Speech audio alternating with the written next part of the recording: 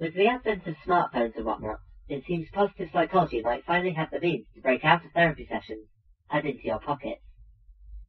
Game and film companies have known for many years that making you feel good and forgetting about the real world are the best ways to separate your covetous survival instincts from your hard-earned resources, as in money. Positive psychology, put simply, says, forget about fixing what's broken in you. Let's just make the good stuff better. And why not? It works for the Green Mage. So, cast me a Protega and augment my muffin. Of course, the first great advocate of this was Martin Seligman, who basically got to set the direction of the research and focused on what makes people happy. Well, I'm pretty happy, but I'm also pretty average. Why not apply the same principles of positive psychology to the abilities that we use in everyday life? We humans are great at judging how the other guy is feeling, but why are some people better? They say policemen learn to be great judges of character, though I don't see how this can be an unbiased judgment, when the majority of the people they deal with are dicks. And yes, I am referring to the bad guys. Threat detection, lie detection, muffin detection. Your average barrister at Starbucks could do them all just as well. Why stop there? Now you're carrying a computer next to your mouth 24/7, why are we limiting its educational uses to happiness and general knowledge?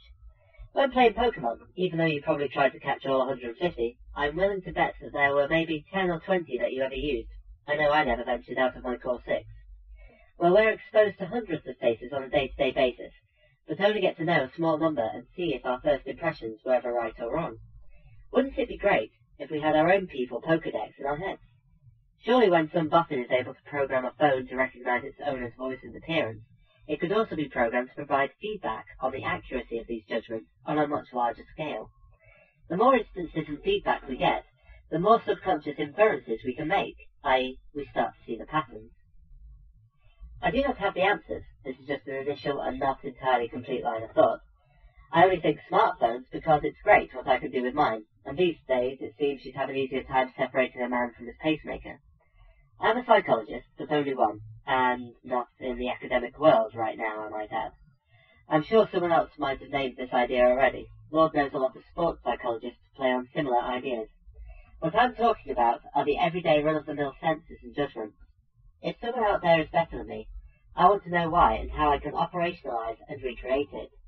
I think of it as augmentation psychology, but I'm sure someone else could think of something more fitting.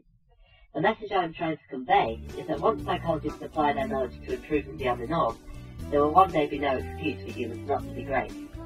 Thank you for listening.